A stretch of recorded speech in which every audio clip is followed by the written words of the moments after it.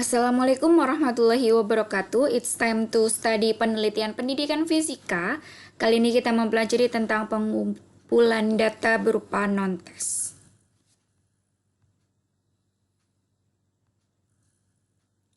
Apa saja yang kita pelajari? Jadi ada pengumpulan data berupa non-tes itu ada kuesioner atau angket.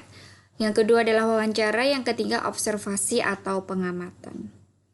Yang pertama kuesioner atau angket. Jadi kuesioner merupakan dokumen yang mengajukan pertanyaan yang sama untuk semua sampel penelitian. Subjek penelitian menuliskan tanggapannya dalam bentuk tertulis atau diketik untuk setiap item kuesioner. Kuesioner dalam penelitian pendidikan untuk mengumpulkan data tentang sesuatu yang tidak dapat diamati secara langsung.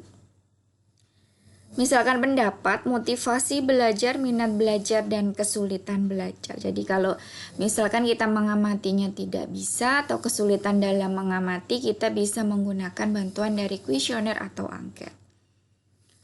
Tujuan utama kuesioner adalah untuk memperoleh data yang relevan untuk tujuan penelitian. Bagaimana langkah dalam menyusun dan mengatur kuesioner penelitian? Langkah dalam menyusun dan mengatur kuesioner penelitian ada 6 langkah. Yang pertama adalah menentukan tujuan. Yang kedua adalah merancang kuesioner. Yang ketiga melakukan uji coba kuesioner. Yang keempat pre-contacting sampel. Yang kelima menuliskan surat keterangan dan membagikan kuesioner. Dan yang keenam adalah menganalisis data kuesioner. Mari kita bahas satu-satu. Menentukan tujuan itu menentukan tujuan umum. Contohnya adalah tujuan dari angket ini adalah miskonsepsi untuk melihat miskonsepsi siswa. Tujuan khususnya miskonsepsi tentang apa? Jadi untuk mengetahui miskonsepsi dalam siswa materi percepatan. Tujuan di sini juga mulai merancang kuesionernya bagaimana. Nah, perancang kuesioner, jadi sesingkat mungkin jangan menggunakan istilah yang rumit atau kata-kata yang sulit, jadi disesuaikan dengan tingkat perkembangan kognitif dari anak. Jadi beda antara menyusun kuesioner antara untuk anak SD, SMP, dan SMA. Kata-katanya harus menarik, mengatur item nomor halaman kuesioner, instruksi yang singkat dan jelas, urutannya logis.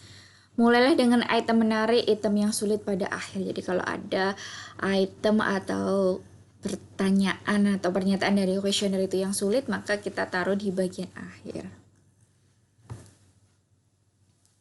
Uji coba kuesioner, jadi uji coba dilakukan agar kuesioner valid dan reliable, jadi perlu adanya uji coba ke siswa lain. Jadi misalkan uji coba ini, kalau kita memiliki sampel di sekolah A, sampelnya adalah kelas 10-1 dan kelas 10-2, maka uji coba itu tidak boleh dilakukan di sampel. Kita bisa melakukan uji cobanya di kelas 11 atau kelas 12. Atau di selain sampel ini, atau di sekolah yang lain. Jadi dari uji coba sampel ini nanti dianalisis menggunakan statistik, maka kita bisa melihat validitas dan reliabilitas dari kuesioner yang kita gunakan. Kalau valid dan reliable, maka bisa kita gunakan untuk penelitian atau mengambil data pada sampel. Kalau misalkan tidak valid, harus dibuang soal-soal yang tidak valid. Kalau atau reliabilitasnya rendah, maka soal itu atau kuesioner itu perlu kita ganti. Jadi uji coba ini sangat diperlukan. Jadi uji coba dilakukan pada siswa bukan sampel. Kuesioner yang valid dan reliable kemudian dapat digunakan untuk mengumpulkan data.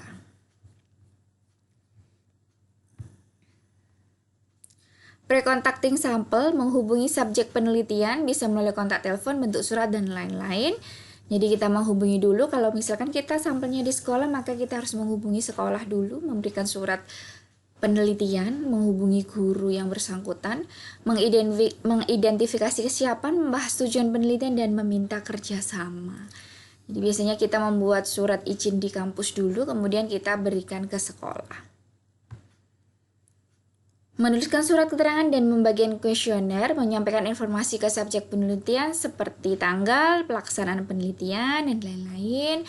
menginformasikan ke subjek penelitian bahwa jawaban mereka penting dan menjawab dengan sejujurnya. Jadi diberikan informasi ke siswa bahwa angket ini atau kuesioner ini harus dijawab dengan baik karena ini penting dan dijawab dengan sejujur-jujurnya.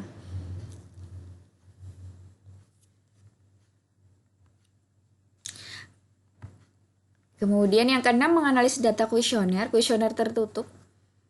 Kita menghitung frekuensi dan persentase jawaban subjek penelitian. Kalau untuk kuesioner terbuka, kita menginventarisasi jawaban sebelum menghitung frekuensi dan persentase jawaban subjek penelitian.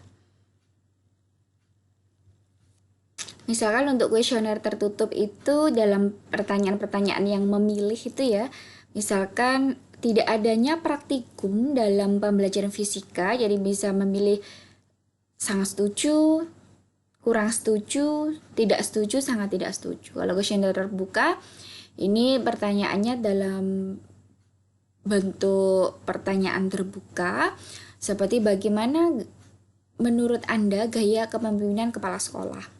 Atau bagaimana apa kesulitan Anda pada materi percepatan? Misalkan seperti itu.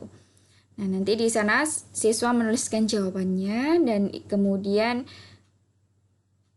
dikoreksi terlebih dahulu dan dihitung frekuensi dan persentase jawaban dari subjek penelitian.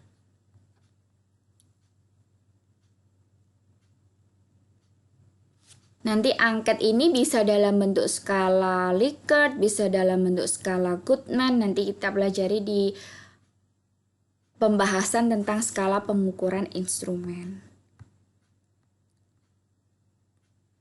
Yang kedua adalah wawancara. Jadi wawancara adalah pertanyaan lisan yang diajukan oleh peneliti dan tanggapan secara lisan oleh subjek penelitian. Wawancara melibatkan subjek individu yang biasanya berbicara melalui kata-kata sendiri dan tanggapannya dicatat, direkam, atau disimpan dalam memori oleh pewawancara dengan menggunakan pertanyaan yang urutannya sesuai dengan keadaan situasi. Jadi dengan memberikan pertanyaan, nanti siswa atau subjek itu memberikan jawaban dalam bentuk kata-kata. Nanti kata-katanya itu bisa kita catat atau kita rekam. Nanti digunakan sebagai data penelitian. Wawancara dalam penelitian pendidikan untuk mengumpulkan data tentang sesuatu yang tidak dapat diamati secara langsung. Ini sama dengan kuesioner atau angket tadi yang misalkan kita tidak bisa mengamati secara langsung, kita bisa menggunakan wawancara. Dan misalkan mengenai pendapat, motivasi belajar, minat belajar, dan kesulitan belajar. Bagaimana langkah dalam menyusun dan melakukan wawancara penelitian? Jadi ada 7 langkah. Yang pertama menentukan tujuan, yang kedua merancang format wawancara, yang ketiga mengembangkan pertanyaan, 4 memilih dan melatih pewawancara, kelima melakukan uji coba dari prosedur wawancara, 6 melakukan wawancara, 7 menganalisis data wawancara. Yang pertama adalah menentukan tujuan, jadi membuat tujuan berdasarkan sifat wawancaranya. Ada wawancara dengan informan kunci, wawancara survei, dan wawancara pada kelompok.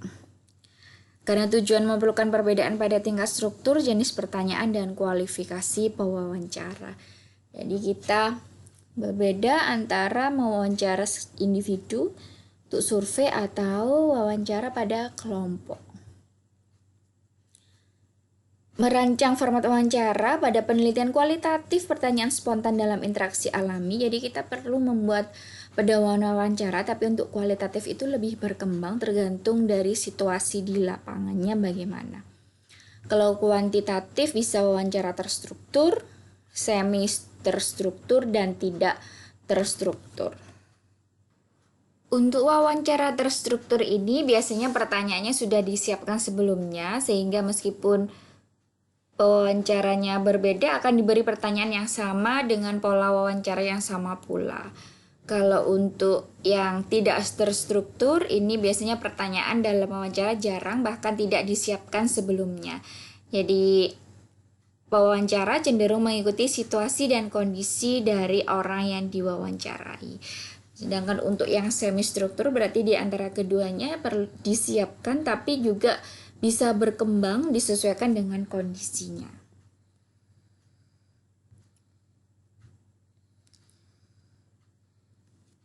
Untuk kualitatif bisa perumusan itu di tempat wawancara sehingga bergantung pada kemampuan pewawancara berpikir, karena kualitatif itu biasanya lebih berkembang. Penelitian kuantitatif dengan merancang panduan wawancara atau pedoman wawancara. Memilih dan melatih pewawancara perlu disesuaikan dengan tujuan penelitian. Ini kalau misalkan kita meminta bantuan orang lain untuk melakukan wawancara, maka kita perlu memilihnya dan melatihnya. Pelatihan wawancara dilakukan dengan studi wawancara dan perlu praktek. Melakukan uji coba dari prosedur wawancara, jadi dengan merevisi prosedur, mengidentifikasi pertanyaan, mengevaluasi metode pencatatan dan perekaman, dan memeriksa kata-kata. Jadi ini juga perlu adanya uji coba dari wawancara, sehingga nanti ketika wawancara bisa dilakukan dengan baik. Melakukan wawancara, yang pertama yakinkan subjek untuk menjaga kerahasiaan sebelum memulai wawancara. Yang kedua, jika perlu, menjelaskan prosedur yang akan digunakan untuk menjamin kerahasiaan. Yang ketiga, membangun hubungan dengan terlibat dalam pembicaraan kecil sebelum memulai wawancara dengan menggunakan percakapan sehari-hari, jadi harus dibuat akrab terlebih dahulu. Yang keempat, sifat pertanyaan kompleks dan kontroversial pada bagian akhir wawancara setelah hubungan telah dibentuk. Yang kelima, jelaskan manfaat penelitian kepada subjek. Yang keenam, pewawancara harus tidak banyak bicara dari subjek. Jadi yang banyak berbicara adalah subjek penelitiannya, bukan pewawancaranya. Yang ketujuh, mengajukan pertanyaan dalam bahasa yang jelas dan bermakna. Yang delapan, ajukan pertanyaan yang hanya berisi satu ide saja. 9, gunakan kalimat sederhana yang tepat. Misalnya, bisakah Anda cerita lebih lanjut tentang itu? Yang 10, jika seseorang subjek tampaknya terancam oleh topik tertentu, pindah ke topik lain. Cobalah kembali ke topik tersebut nantinya dengan kalimat yang berbeda. 11, tidak terlalu sering mengubah topik wawancara. Jadi harus fokus satu topik terlebih dahulu, kalau sudah selesai baru nanti ke topik yang lain.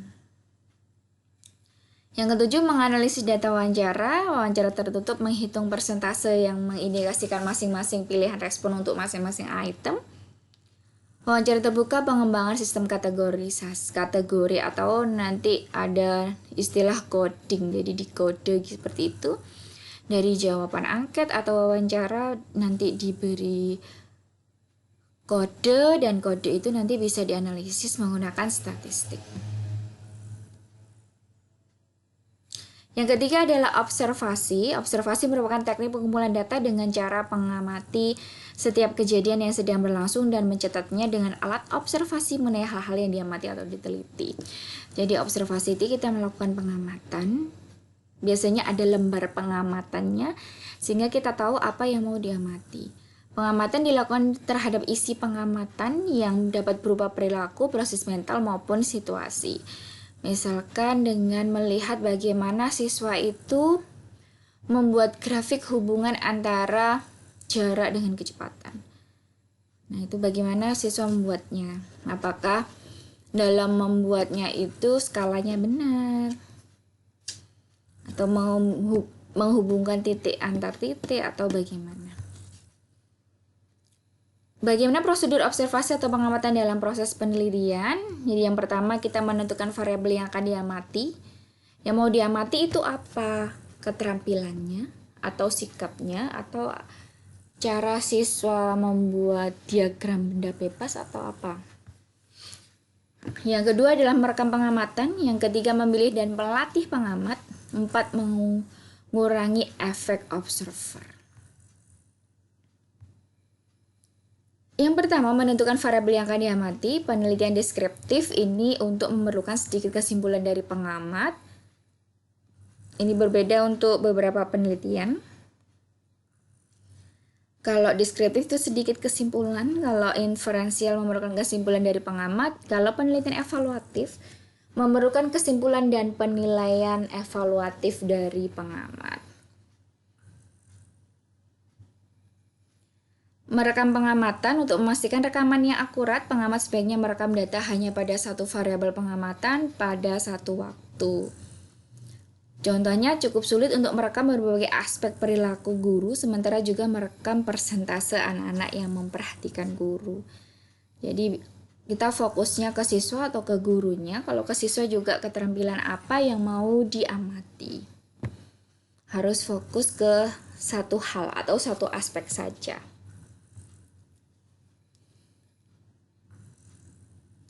Kita perlu memperhatikan duration recording, waktu di mana setiap perilaku sasaran terjadi. Interval recording, mengamati perilaku individu di interval tertentu atau dalam waktu tertentu. Frekuensi count recording, pengamat mencatat setiap kali perilaku terjadi. Continuous recording, merekam semua perilaku target pengamatan dan tidak fokus pada satu variabel pengamatan. Yang ketiga, memilih dan melatih pengamat.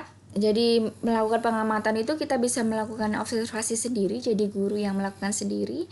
Bisa melatih orang lain atau berbagi tugas dengan orang lain. Biasanya kalau dalam penelitian pendidikan fisika itu kita perlu bantuan orang lain. Jadi kita yang mengajar dan perlu bantuan orang lain. Atau misalkan kalau guru kelasnya yang mengajar, kita bisa mengobservasi dengan bantuan teman juga. Karena kita tidak mungkin mengamati segitu banyak siswa, misalkan 30 siswa sendiri. Setidaknya dalam satu kelompok atau dua kelompok belajar siswa, itu ada satu pengamat. Yang keempat, mengurangi efek observer. Efek observer itu setiap tindakan pengamat yang memiliki efek negatif pada validitas dan keandalan data yang dikumpulkan. Jadi ini harus dikurangi. Apa saja efek observer itu? Yang pertama ada effect of the observer on the observed. Pengamat pertama kali memasuki kelas yang mau diamati. Jadi pertama baru melakukan pengamatan di dalam kelas. Jadi kurang handal dalam melakukan pengamatan. Masih bingung apa yang mau diamati. Observer personal bias, pribadi pengamat dapat menjadi sumber kesalahan pada data pengamatan. Ini jadi karakteristik dari pengamat itu juga bisa menjadi kesalahan pada data pengamatan atau kemampuan berpikirnya atau seberapa jauh pengetahuan dari pengamat itu bisa menjadi kesalahan. Observer contamination, pengetahuan tentang data tertentu dalam studi mempengaruhi data yang dicatat. Nah, ini jadi pengetahuan dari pengamat itu bisa mempengaruhi data yang dicatatnya. Misalkan kita melihat bagaimana siswa membuat diagram benda bebas. Nah, pengamat kurang memahami konsep bahwa gaya berat itu selalu mengarah ke pusat bumi. Misalkan seperti ini. Gaya normalnya, W-nya. Nah, kalau misalkan ini bidang datarnya,